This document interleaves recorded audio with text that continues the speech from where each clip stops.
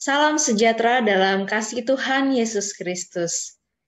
Pada hari ketiga ini, mari kita mendengarkan penyajian materi Seminar Teologi Integratif sesi kelima dengan topik Teologi Gender, Jawaban terhadap kaum LGBT.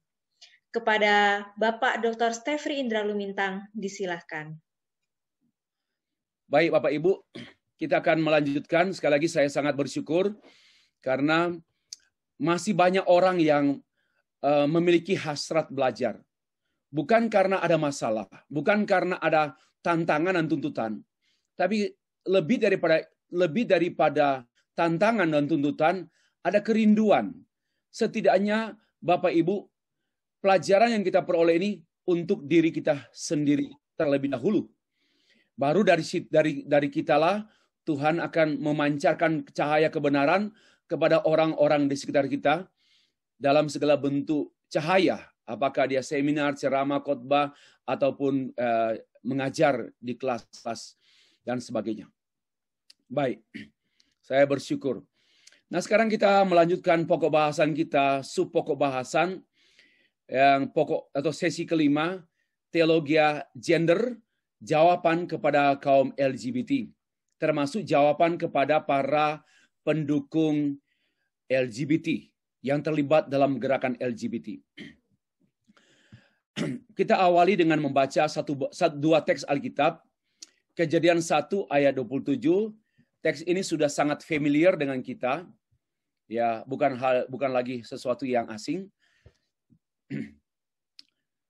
Kejadian 1 ayat 7.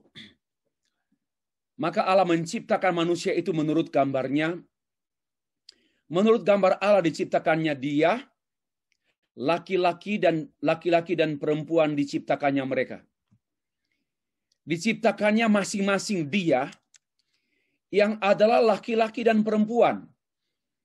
Dan laki-laki dan perempuan itulah mereka, yaitu both, kedua-duanya, ya, laki-laki dan perempuan. Maka Allah menciptakan, ya, maka Allah, kita sudah tahu bersama, ini merupakan mata rantai daripada penciptaan Allah secara penuh, dan klimaksnya Allah menciptakan manusia, dan memang manusia adalah klimaks penciptaan, karena pula manusia menjadi representatif Allah di dunia ini untuk menata layani semua ciptaan yang lain. Karena itu manusia diciptakan secara spesial. Manusia lebih spesial dari ciptaan manapun. Manusia lebih spesial dari materi makhluk hidup lain yang sekalipun mungkin sangat berharga dan sangat mahal. Tapi manusia sangat istimewa, melampaui harga apapun. Ya, sayangnya terbalik, banyak orang rela menjual keistimewaannya atau menghilangkan keistimewaannya, tidak menghargai keistimewaannya demi kebendaan dan demi makhluk yang lain. Sudah bertentangan dengan kodrat, dengan maksud Allah semula. Selanjutnya, Markus pasal 10 ayat 6. Sebab pada awal dunia Allah menjadikan mereka laki-laki dan perempuan. Sekali lagi, sebab pada awal dunia, awal dari dunia ini, artinya pada masa penciptaan berlangsung, ya. Pada masa penciptaan, Allah menjadikan mereka laki-laki dan perempuan. Apa maksudnya? Tidak ada yang selain laki-laki dan perempuan sebelum penciptaan dan sesudah penciptaan. Ini maksud saya. Saya ingin tekankan. Tidak ada sesuatu yang bukan laki-laki dan yang bukan perempuan yang ada sebelum penciptaan dan setelah penciptaan. Tidak ada yang. Itu artinya tidak ada rancangan Allah khusus sebelum penciptaan, impossible, dan setelah penciptaan tidak ada rancangan khusus, makhluk khusus yang lebih istimewa dari manusia atau yang sama dengan manusia, namun ada sesuatu yang bukan laki-laki dan bukan perempuan. Itulah yang saya tekankan dari teks ini, tanpa mengadakan proses eksegetis. Topik kajian kita teologi gender, dan kita sudah membuka dengan membaca teks tentang penciptaan manusia hanya dalam dua gender, laki-laki dan perempuan. Maka ada pertanyaan yang perlu kita jawab. Mengapa Allah menciptakan manusia hanya dalam dua gender? Hanya dalam dua gender. Yakni laki-laki dan perempuan. Why? Mengapa? Nah, jawaban ini adalah jawaban-jawaban yang teologis. Ini pula sekaligus memunculkan pertanyaan, apakah LGBT itu teologis? Ya, apakah LGBT itu teologis?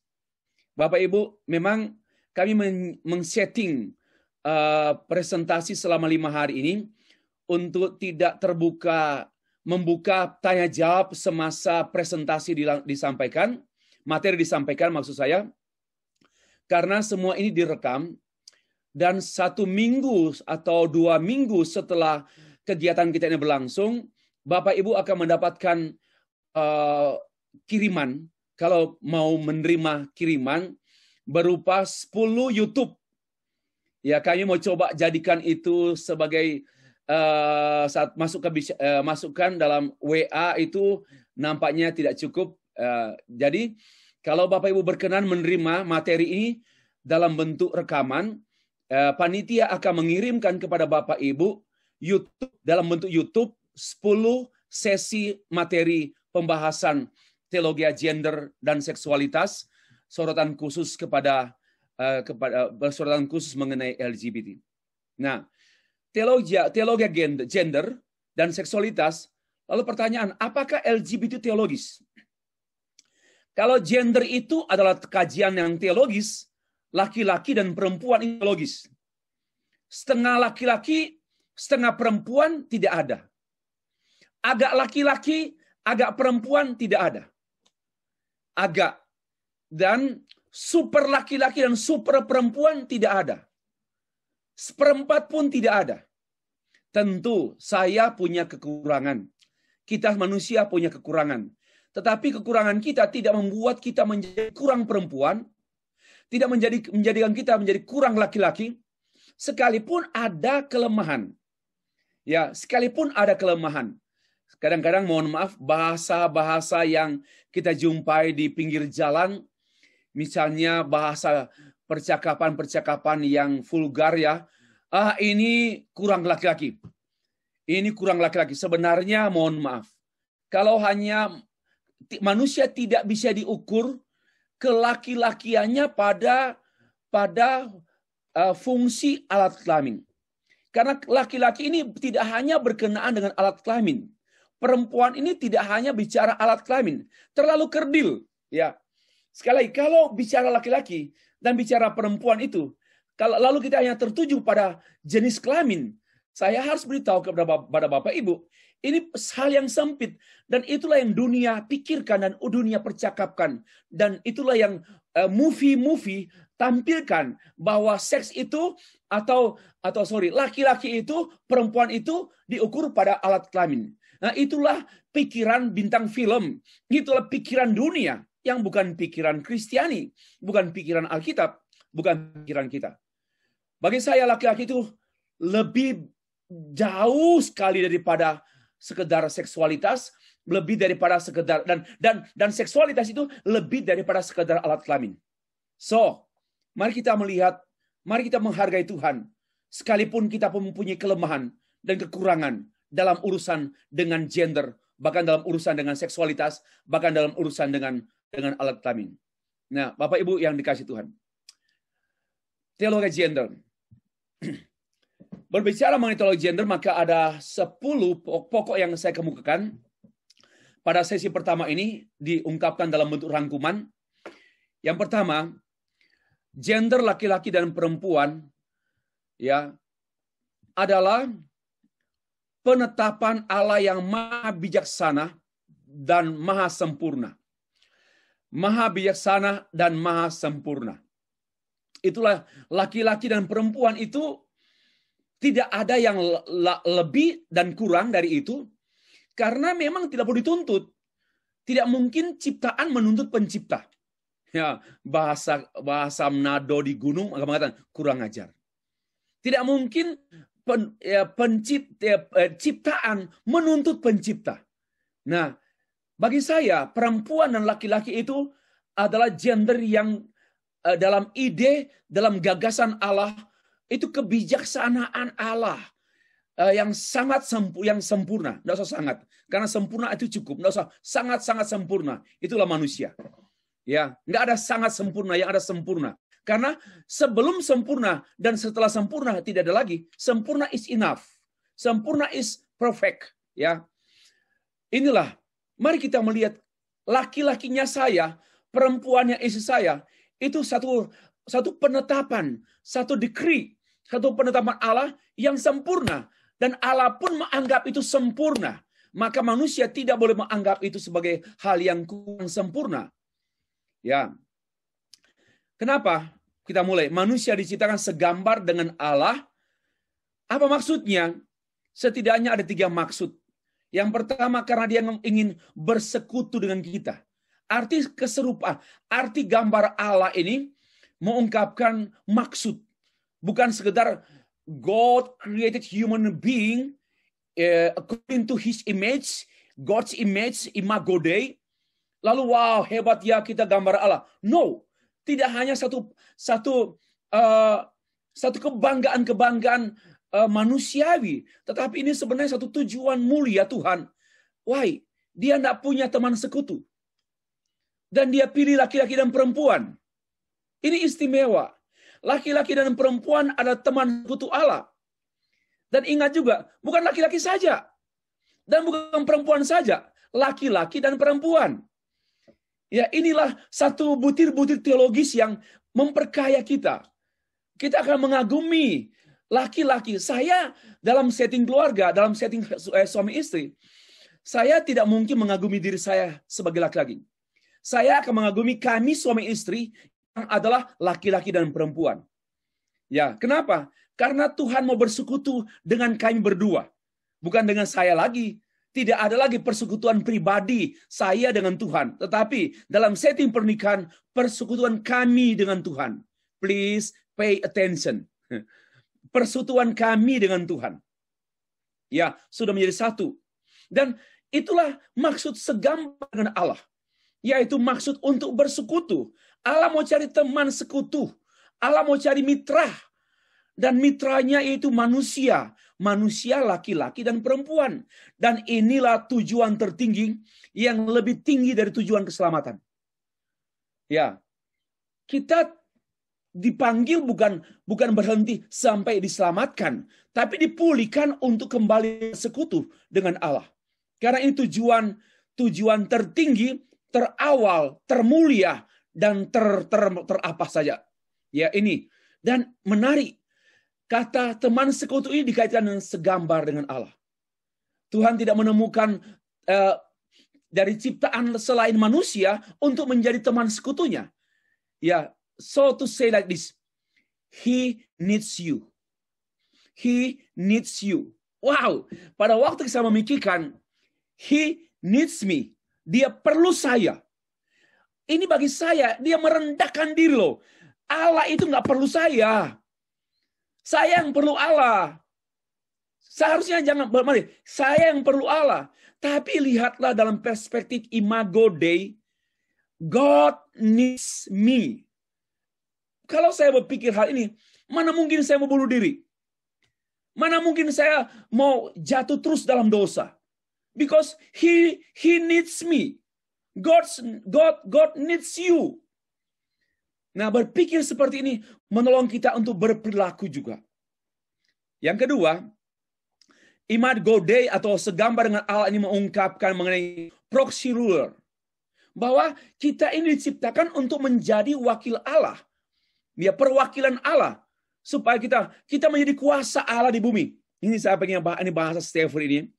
Kita manusia diciptakan untuk menjadi kuasa Allah di bumi. yaitu kita menaklukkan bumi, mengelola bumi, mengarahkan bumi ke sorga. Itulah yang namanya proxy ruler. Kita menaklukkan bumi, mengolah bumi, dan memuliakan Allah di bumi, dan mensorgakan bumi. Ya. Yang ketiga, arti segambar dengan Allah itu, ini yang lebih spesial, teman sekerja Allah.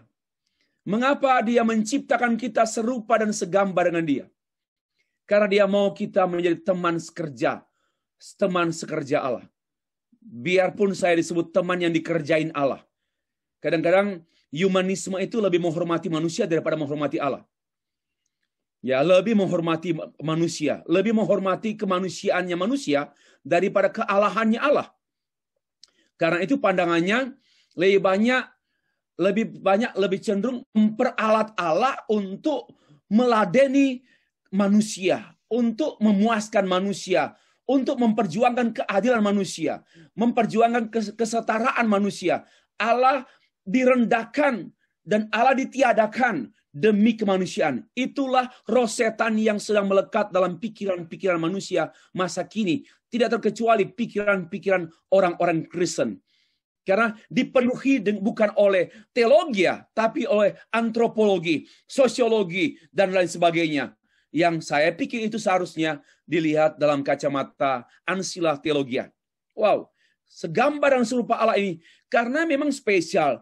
Dia mau kita bermitra dengan, dia mau bermitra dengan kita.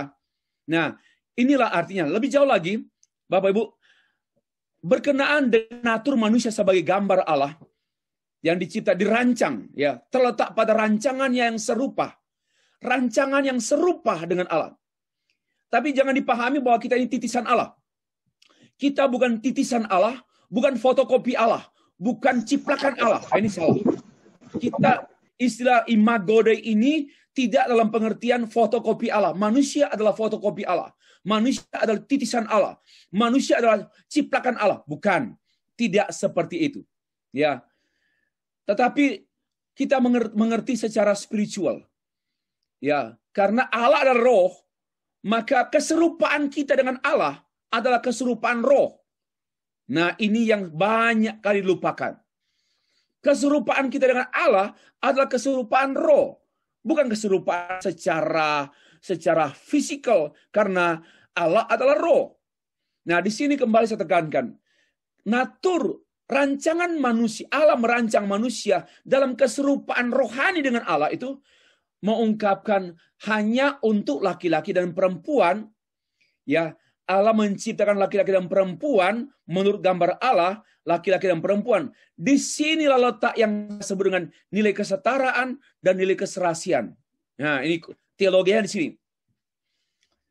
Penciptaan wanita, perempuan dan laki-laki dalam bingkai imago Dei adalah untuk menyampaikan nilai apa? Kesetaraan antara laki-laki dan perempuan. Sekaligus mengungkapkan keserasian bahwa perempuan dan laki-laki itu serasi. Laki-laki dan laki-laki nggak serasi. Perempuan dengan perempuan tidak serasi. Tidak sepadan. Walaupun sebadan. Biarpun engkau sebadan. Ya, perempuan dengan perempuan, laki-laki dan laki-laki, tapi tidak sepadan. Di sini gambar Allah mengungkapkan kesetaraan dan keserasian yang hanya ada pada dua gender, laki-laki dan perempuan. Inilah teologi gender. Ya, inilah teologi gender yang saya gumuli pada beberapa bulan terakhir ini. Kemudian pergumulan itu saya tuangkan dalam buku. Laki-laki perempuan adalah identitas yang dirancang mengungkapkan gambar Allah. Gambar itu terungkap. Ini menarik. Gambar itu terungkap pada seksualitas manusia. Disinilah yang selama berabad-abad seksualitas diisi hanya oleh daging dan setan. Karena tidak pernah membahas Allah dalam seksualitas. Ya, ada seperti John Piper membahas tentang God and Sex. Saya pikir juga kalau ada di antara Bapak Ibu mau tulis disertasi atau tesis, bagus juga membahas tentang sex and God, Allah dan seksualitas. Ya, karena selama berabad-abad, seks itu dijadikan ruang hampa. Tanpa ada kehadiran Allah, sehingga banyak orang jatuh dan berjatuhan. Licin. Kenapa? Karena ada ruang sekuler tanpa Allah dalam dunia seks. Nah, teologianya itu yaitu bagaimana memahami gambar Allah itu dikaitkan dengan laki-laki dan perempuan, itu mengungkapkan tentang seksualitas manusia. Jadi gambar Allah itu terungkap pada seksualitas manusia. Dan itu tidak terungkap pada LGBT. LGBT tidak ada hubungannya dengan God's image. Ya, catat baik-baik kalimat ini. LGBT tidak ada urusannya dengan God's image. Sebagai human being, ya sebagai manusia, memang ada hubungannya. Tapi dalam kaitannya dengan seksualitas, ya tidak ada urusan perilaku LGBT dengan imago Dei. Tidak ada. Manusia LGBT dapat berperan sesuai dengan rencana Allah, ya, atau berperilaku. Namun perilaku menyimpang LGBT bukanlah dalam imago Dei. Saya sudah terangkan. Jadi bukan dalam rancangan Allah, atau hidup tidak sesuai dengan rancangan Allah. Perilaku menyimpang LGBT, hidup tidak sesuai dengan rancangan Allah. Maka itu Bapak Ibu akan kekosongan, kehampaan. Bapak Ibu, setiap pasangan LGBT haruslah jujur. Mereka berteriak tanpa suara. Dan semakin tanpa suara, semakin kuat mereka berteriak. Karena mereka berusaha mengisi kekosongan yang tidak ada pada mereka. Kenapa? Karena mereka mau mengisi kekosongan tersebut dengan hubungan-hubungan praktek LGBT. Tapi sesungguhnya itu hampa karena itu tidak ada dalam arena God's image, tidak ada kaitannya dengan Allah. LGBT itu tidak ada kaitannya dengan Allah. Yang ada kaitannya dengan Allah laki-laki dan perempuan. Yang ada hanya kehampaan, kekosongan dan keanehan. Itulah pergumulan mereka secara jujur. Perilaku LGBT tidak sesuai dengan rancangan Allah dan melainkan pemberontakan, bentuk protes manusia kepada kesempurnaan rancangan dan penetapan Allah. Itulah bentuk protes. LGBT adalah praktik LGBT adalah bentuk protes, bentuk pemberontakan manusia kepada rancangan Allah yang sempurna dalam bingkai imago Dei, laki-laki dan perempuan. Tidak ada jalan lain bagi mereka LGBT selain kembali kepada rancangan Allah. Tidak ada yang mustahil. Sekalipun engkau sudah bertahun-tahun hidup terjerumus dalam lumpur LGBT, praktik LGBT, dan sudah mendarah daging. Nampaknya saudara sudah menghakimi diri sendiri dan memenjarakan diri sendiri bahwa saudara sudah akan begitu sampai mati. Tapi kabar baik. Tidak ada dosa yang tidak dapat diampuni oleh Allah. Tidak ada kesulitan yang tidak dapat diselesaikan oleh Allah dalam Yesus Kristus. Tidak ada kesulitan yang melebihi kesulitan salib. Kalau ada di dunia ini kesulitan yang melampaui kesulitan salib, maka salib tidak sempurna. Tapi kalau kita berkata bahwa salib itu sempurna, maka tidak ada kesulitan yang tidak dapat diselesaikan oleh salib Yesus Kristus. Karena itu tidak boleh memenjarakan diri dengan ketidakberdayaan manusia. Tapi terbukalah kepada undangan Injil, yaitu Dia mampu dan untuk itulah Dia ada. Bapak Ibu, yang kedua, gender laki-laki dan perempuan adalah berkaitan dengan tujuan Allah. Tadi berkaitan dengan gambar Allah. Sekarang berkaitan dengan tujuan Allah. Inilah teologi. Jadi ini yang namanya teologi pernikahan, teologi seksualitas, teologi gender. Dan saya tidak menemukan di sini teologi LGBT. Ya, saya tidak menemukan teologi LGBT di sini. Tidak ada satu titik pun dalam Alkitab yang mendukung LGBT. Kenapa? Lagi pula LGBT itu bukan topik khusus.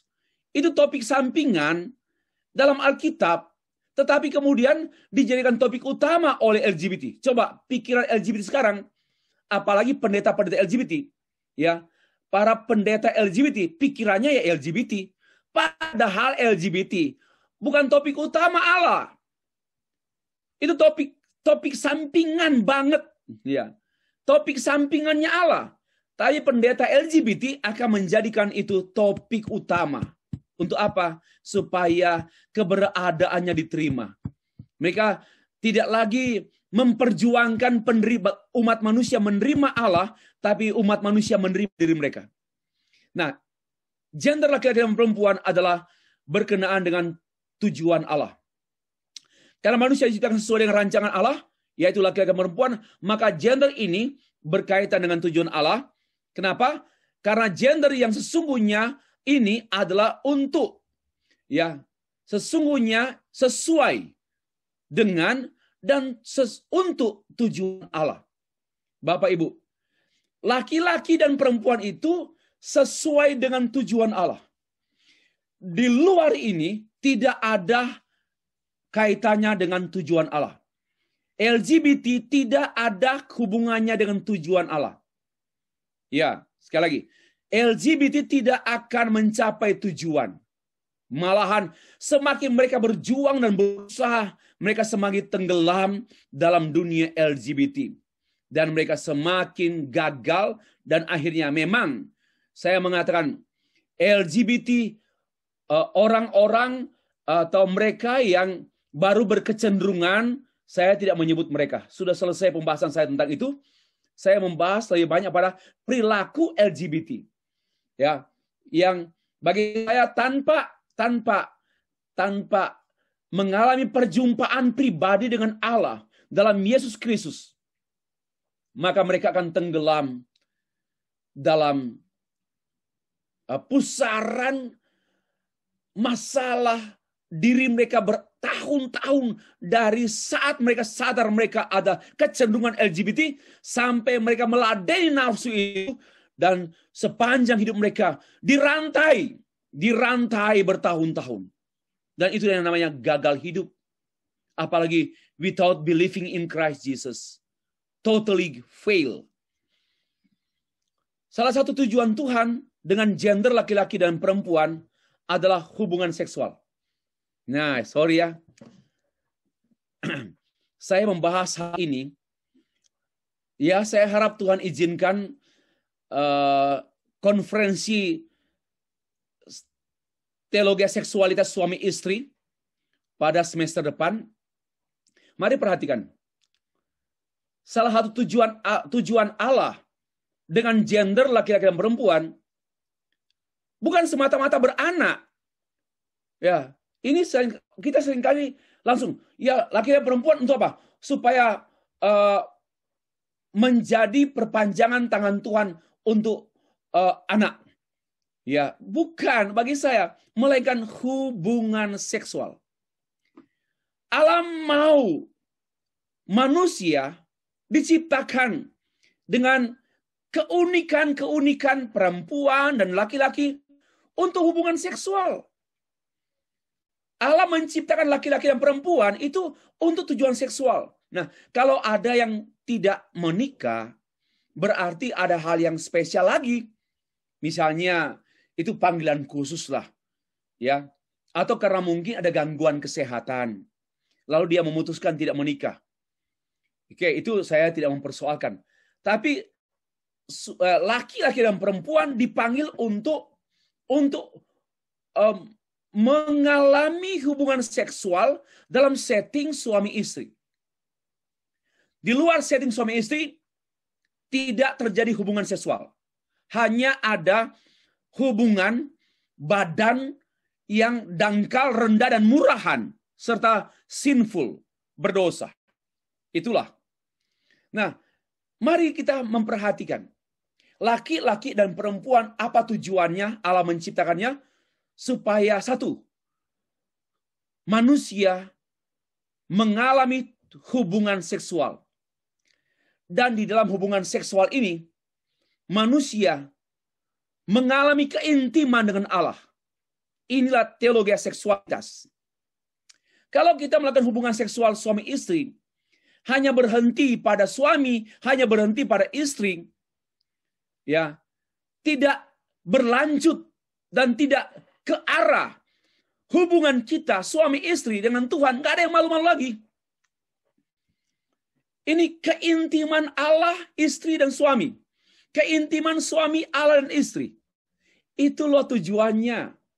Kenapa? Inilah maksud utama Allah di dunia ini.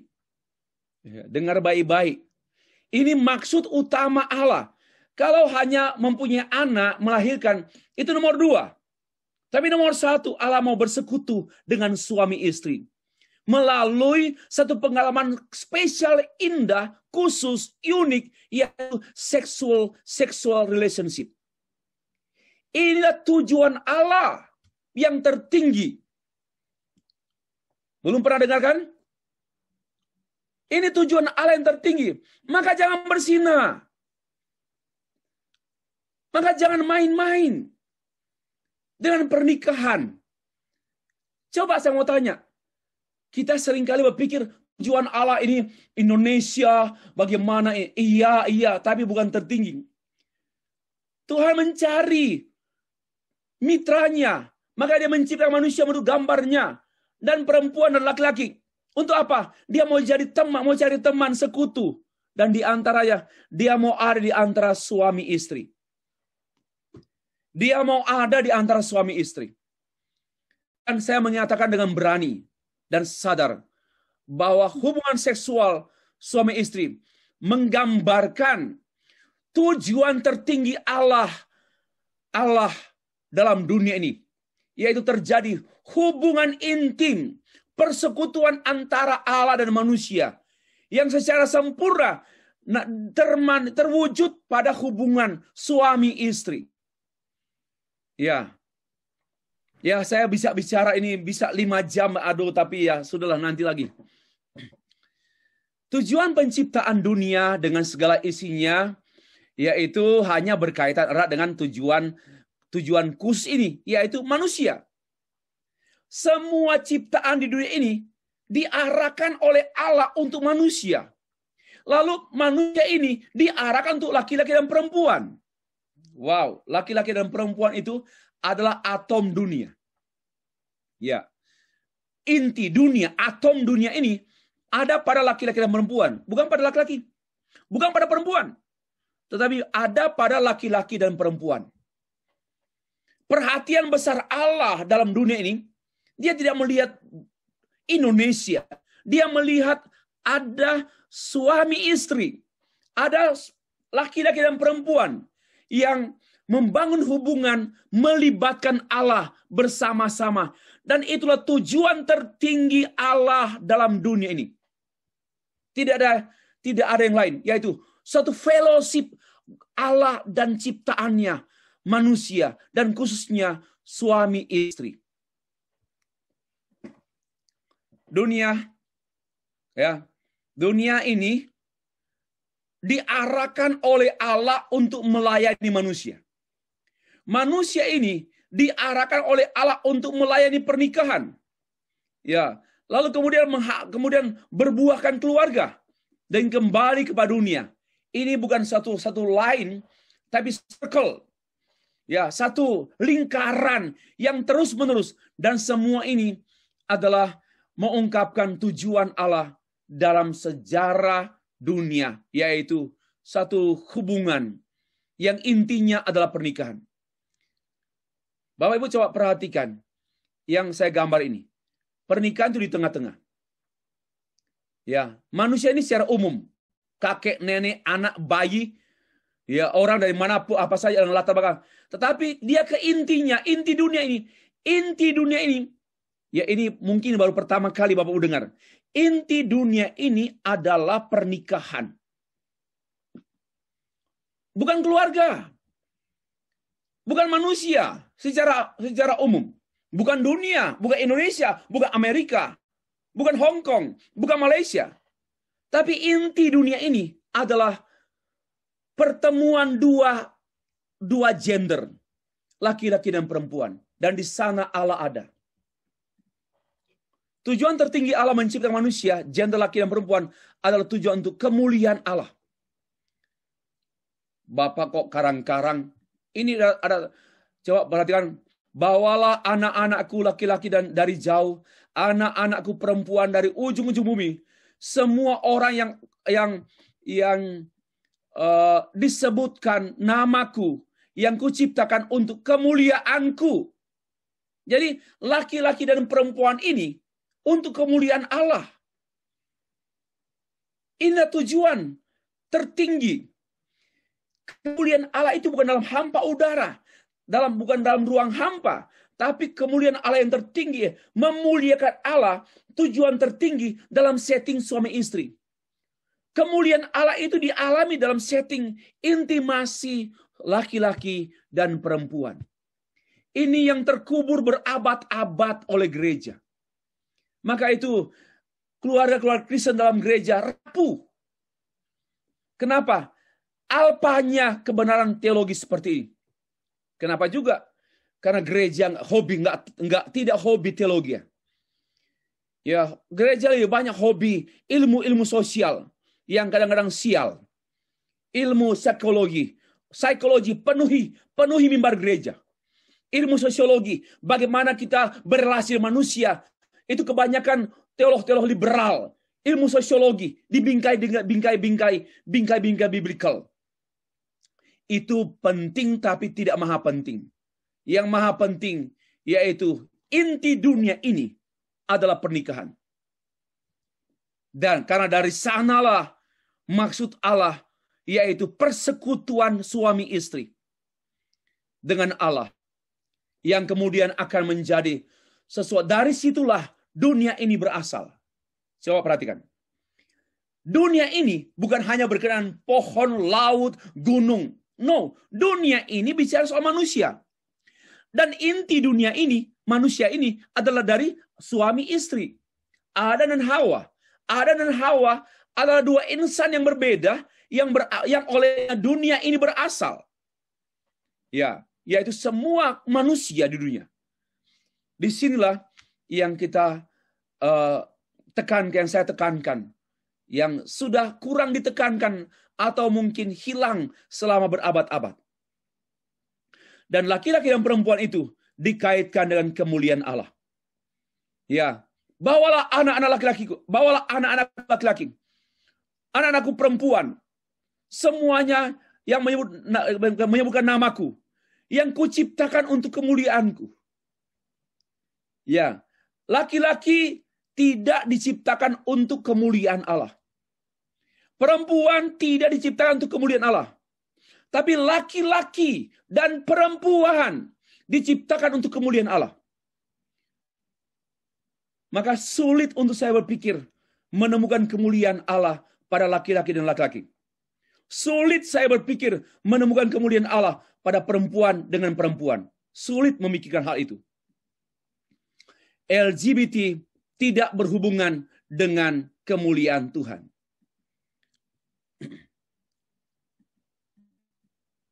Lebih lanjut lagi, tujuan tertinggi manusia seperti yang diungkapkan dalam Westminster Confession of Faith, Westminster Shorter Catechism adalah memuliakan dan menikmati Allah.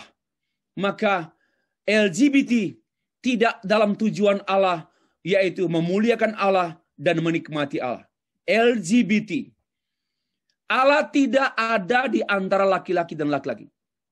Allah tidak ada di antara fellowship perempuan dengan perempuan. Tidak ada. Ya. Dan tidak ada berkat di antara perempuan dengan perempuan. Tidak ada berkat di antara laki-laki dengan laki-laki. Tapi ini satu pemberontakan kepada Allah. Maka tidak ada kemuliaan Allah di sana, di dalamnya. Tujuan laki-laki dan perempuan dalam setting pernikahan adalah untuk memuliakan, menikmati Allah dalam hubungan seksual, termasuk menikmati karya Allah menciptakan manusia, melalui keturunan sebagai buah hubungan seks yang berbeda tersebut. Homo tidak akan ada penciptaan, tidak akan ada keturunan. Itu omong kosong, pinjam, maka itu manipulasi, pinjam kandungan orang lain, dan itu permainan seperti mesin dan mekanis ya. LGBT selain tidak sesuai dengan rancangan Allah, juga tidak sesuai dengan tujuan Allah. Ya, ini prokreasi dan intimasi Allah. Tidak pernah ada prokreasi, ada anak lahir prokreasi. Tidak pernah ada intimasi Allah dan manusia, Allah dan laki-laki dan LGBT. Tidak ada. Ya, enggak usah putar-putar ayat Alkitab. Hei pendeta, enggak usah putar-putar ayat Alkitab. Jangan jadi tukang tipu terus berabad-abad. Berhenti menipu jemaat dengan label doktormu. Berhenti. Sudah jelas, nggak usah ditafsirkan yang aneh-aneh. Ya. 3. Laki-laki dan perempuan mengungkapkan mengenai kesatuan yang sesungguhnya. Ya. Mau bersatu sesungguhnya hanya ada laki-laki dan perempuan. Semua hubungan apapun tidak sesungguhnya. Termasuk kedekatan saya dengan Sharon, Sandy, Celine, itu tidak sesungguhnya. Hubungan saya yang sesungguhnya hanya dengan istri. Saya mengasihi mama saya atau orang tua saya, tetapi hubungan yang paling spesial, hubungan yang eksklusif, hubungan yang sesungguhnya itu hanya laki-laki dan perempuan. Dalam konteks, dalam setting pernikahan. Ya, sedekat-dekatnya saya dengan anak-anak saya tidak mungkin mencapai maksud hubungan sesungguhnya. Bapak Ibu, demikian pula dengan LGBT. Hanya gender laki dan perempuan yang dapat memanifestasikan satu hubungan yang benar-benar satu. Kalau laki tambah laki, ya 2. Perempuan tambah perempuan, ya 2. Laki tambah perempuan, ya 1. Ya kan? 2 hal yang berbeda bersatu menjadi 1. 2 hal yang sama bersatu tetap 2.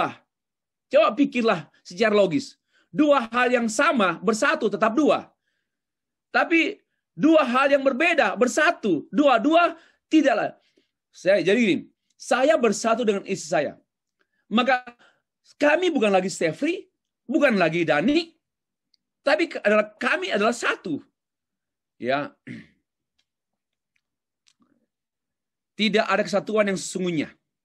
Ya, sudah bahas. Dan kesatuan ini adalah bertujuan untuk kesatuan bersama Allah. Saya sudah bahas tadi ya. Hubungan apapun termasuk pasangan LGBT tidak akan pernah mencapai kesatuan yang sesungguhnya. Jadi, mohon maaf saya beritahu, kamu pasangan hanya pura-pura bersatu. Hanya kesatuan yang semu. Dan biasanya kesatuan yang semu itu gampang semutan.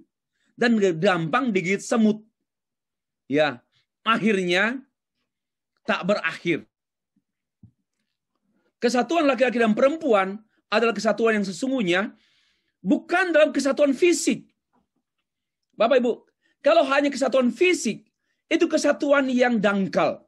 Melainkan kesatuan yang sifatnya jiwa, emosi. Suami istri seemosi.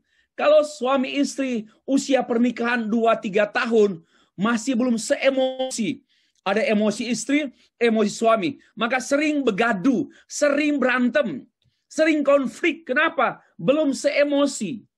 Tapi setelah sekian tahun, kemudian akhirnya seemosi, sejiwa. Dan itulah hubungan intim yang terdalam. Dan hubungan intim yang sempurna antara suami istri adalah hubungan rohani. Seiman, seallah, sealkitab, sedoa, sepujian, segereja, sepelayanan. Itulah hubungan intim suami istri yang paling sempurna. Kesatuan inilah yang disebut oleh Allah. Apa yang dipersatukan oleh Allah tidak boleh diceraikan manusia. Ya, apa yang disatukan tidak boleh. Karena ini kesatuan yang sesungguhnya. Kesatuan yang sesungguhnya tidak boleh diceraikan manusia.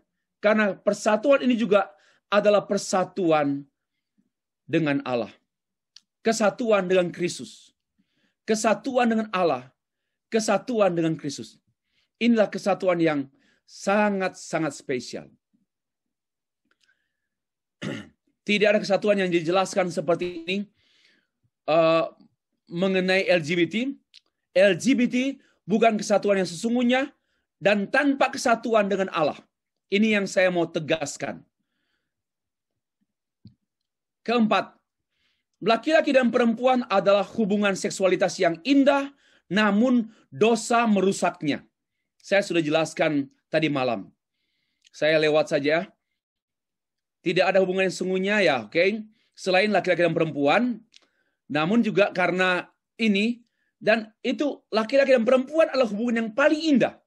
Hanya hubungan yang indah ini terganggu, tercoreng, menjadi tidak indah karena dosa. Maka itu iblis mengubah keindahan sehingga terjadi penyimpangan.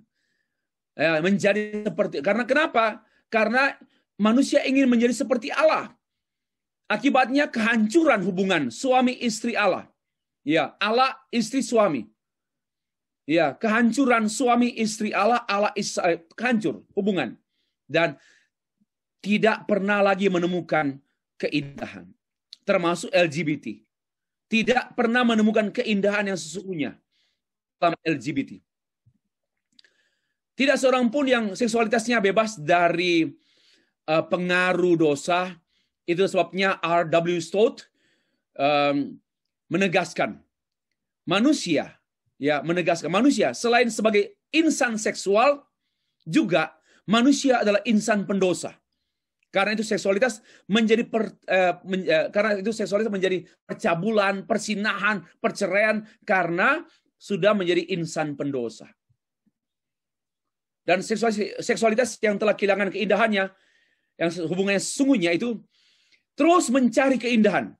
Namun yang dicari adalah kekosongan, dan itulah yang dicari oleh orang-orang LGBT dari perilaku mereka. 5. Laki-laki dan perempuan adalah pasangan yang sepadan. Kata sepadan ini memang sudah serasi, seimbang, selevel, ya seiman kata orang. Sepadan itu nampak pada Kejadian 2 ayat 18. Yaitu, tetapi yang indah, sepadan itu laki-laki dan perempuan. Nggak ada sepadan antara laki-laki dan laki-laki. Perempuan dengan perempuan bukan sepadan. Ya, tidak ada. Baca saya teks ini dalam Kejadian pasal 2, perempuan diambil dari laki-laki sepadan. Ya, sepadan. Laki-laki dan perempuan itu sepadan. Laki-laki tidak menemukan penolong yang sepadan dengan binatang. Dari binatang, tidak ada. Karena itu Tuhan menciptakan seorang perempuan yang sepadan. Bukan seorang laki-laki dan laki-laki. Jelaslah ini adalah tidak alamiah yang adalah LGBT. Perempuan mendampingi suaminya dengan feminitasnya, feminitas yang diberikan Allah, dan laki-laki mendampingi istrinya dengan maskulinitas yang dirancang oleh Allah. Karena berbeda, maka saling mengisi. Kalau homo, tidak mungkin saling mengisi. Dan tidak dirancang untuk maksud Allah itu. Tidak pemberontakan pada Allah. Tidak ada arti sepadan dalam hal LGBT. 6. Laki-laki dan perempuan menyatakan kesetaraan nilai dan pentingnya peran penting masing-masing gender. Ya, laki perempuan itu setara, ya, karena gambar Allah. Tapi juga dia memiliki peran penting, ya. Dan ingat, kesetaraan antara laki-laki dan perempuan memanifestasikan kesetaraan Allah Bapa, Allah Anak, dan Allah Roh Kudus. Baru pertama kali dengarkan? Kesetaraan laki-laki dan perempuan memanifestasikan kesetaraan Allah Bapa, Allah Anak, Allah Roh Kudus. Dan perbedaan peran Allah Bapa, Allah Anak, Allah Roh Kudus termanifestasi dalam peran suami istri, laki-laki dan perempuan. Maybe this is the first time you mendengar hal ini. Tolong dipikirkan lebih lanjut lagi. Ini untuk Bapak Ibu program Pasarjana, pikirkan lebih jauh. Saya tunggu WA Bapak Ibu untuk menanggapi pernyataan saya ini. Tidak ada kesetaraan dan perbedaan unik yang saling membangun antara pasangan homogen homoseksual. Ya, tidak ada. Selain mengungkapkan kesetaraan perbedaan laki-laki dan perempuan, juga mengungkapkan perbedaan peran, saling melengkapi, sebagaimana Allah Tritunggal. Nggak ada. Ya, Allah Tritunggal itu mengungkapkan perbedaan yang saling melengkapi. Bapa, Anak, Roh Kudus. Nggak pernah berantem. Nggak serasi. Tidak ada peran yang berbeda, yang unik antara laki-laki dan perempuan. Ya, tidak ada selain itu. Tidak ada peran yang unik. Kalau perempuan dan perempuan, apalah yang unik? Laki-laki dan laki-laki, apalah yang unik? Ya, perempuan dan laki-laki itu peran yang unik. Maka itu perempuan perlu laki-laki, laki-laki perlu perempuan dalam setting, apalagi dalam setting pernikahan. Buah keserasian laki-laki dan perempuan adalah anak-anak mereka. Dan hal ini kita akan bahas lebih jauh. Ya, oke. 7. Laki-laki dan perempuan adalah identitas seksual yang berbeda untuk tujuan prokreasi. Saya tidak bahas lagi ini, lewat saja karena saya sudah singgung tadi. Untuk prokreasi, LGBT tidak ada prokreasi tanpa pasangan. Maka tidak usah berargumentasi aneh-aneh yang makin manipulasi. LGBT di sini akan berargumentasi, tapi yang jadinya manipulasi. Ambil perempuan lain, sewa kandungan, sewa apa, itu manipulasi. Itu bukan rancangan Allah, tapi rancangan setanmu. Oke. 8. Laki-laki dan perempuan adalah dua gender diberkati oleh Allah. Perhatikan teks ini. Dalam Kejadian pasal 5 ayat 1 dan 2, pada waktu manusia itu diciptakan, dibuatnyalah mereka menurut gambar Allah, laki-laki dan perempuan diciptakannya mereka. Ia memberkati mereka, ia memberkati mereka dan memberi nama manusia. Ya. Dan maka itu mereka adalah manusia, laki-laki dan perempuan. Nah, lebih jauh saya beritahu. Laki-laki dan perempuan dibuat menurut rupa Allah, lalu juga Allah memberkati mereka, laki-laki dan perempuan. Tidak memberkati perempuan-perempuan, laki-laki dan laki-laki. Tidak ada. Dan mereka laki-laki dan perempuan diberi nama manusia. Maka itu hubungan laki-laki dan perempuan adalah hubungan manusia. Hubungan laki-laki dan laki-laki, hubungan bukan manusia. Hubungan perempuan dengan perempuan bukan hubungan manusia. Ya, bukan manusia. Hanya manusialah yang laki-laki dan perempuan. Maka dipanggil oleh Allah manusia. Laki-laki dan laki-laki bukan manusia. Enggak tahulah. Dan itu yang kemudian dibongkar dalam imamat adalah hubungan binatang. Ya. LGBT apa, rupa apa? Ya, bukan laki-laki, bukan perempuan. 9. Lewat saja 9. Laki-laki dan perempuan berkaitan erat dengan perjanjian Allah, covenant. Ya, tidak ada covenant antara laki-laki dan laki-laki, tidak ada covenant antara perempuan dan perempuan, hanya laki-laki dan perempuan. Kejadian pasal 2 ayat 15 dan 17, memang itu untuk Adam, tapi ini perjanjian ini dikaitkan dengan Hawa, karena dia menjadi manusia pertama, tidak mungkin tanpa Hawa. Mereka menjadi manusia pertama, dan mereka lah yang menerima covenant, perjanjian. Wow. Suami istri itu adalah hubungan perjanjian, bukan hubungan pemberkatan nikah saja dan sipil saja. Catatan sipil, lebih daripada sipil. Maka tidak mungkin diceraikan manusia. Biarpun sudah pisah, tetap itu istrimu. Tidak akan mungkin. Ya, ini penting. Di mata Allah, dia tetap istrimu, dia tetap suamimu. Ini penting sekali. Perjanjian ini adalah satu ikatan perjanjian hidup yang menuntut ketaatan antara laki-laki dan perempuan dan kedua-duanya kepada Allah. Inilah LGBT tidak ada dalam setting perjanjian Allah dan tidak ada dalam berkat Allah. Yang terakhir, kesimpulan. Semua keadaan manusia yang dalam kondisi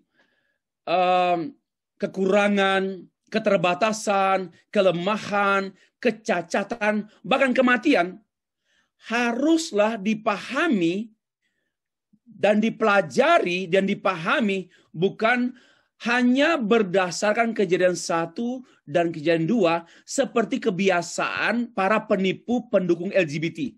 Hanya membahas LGBT pada kejadian 1 dan 2. Melainkan harus pula berdasarkan kejadian 3, 4, 5, 6, Wahyu, seterusnya. Jadi, saya mau beritahu, di sini letak penipuan para pendeta-pendeta pendukung LGBT. Tidak membahas LGBT pada kejadian 3, hanya pada kejadian 1 dan kejadian 2. Tidak jujur pada Alkitab. Tidak jujur kepada Allah. Tidak jujur pada LGBT. Yang kedua, manusia berkecenderungan LGBT atau orientasi sama dengan semua manusia adalah karunia Allah yang patut dikasihi dan dihormati. Orang-orang yang berbeda, berkebutuhan khusus, berkecenderungan khusus adalah sama semua kita yang karunia Allah yang patut dikasihi dan dihormati. Namun, berkelakuan LGBT adalah pemberontakan kepada Allah yang patut dipertobatkan, dimuridkan, dan diobati, disembuhkan. Ya, demikianlah presentasi saya. Saya kembalikan kepada pemandu acara. Terima kasih.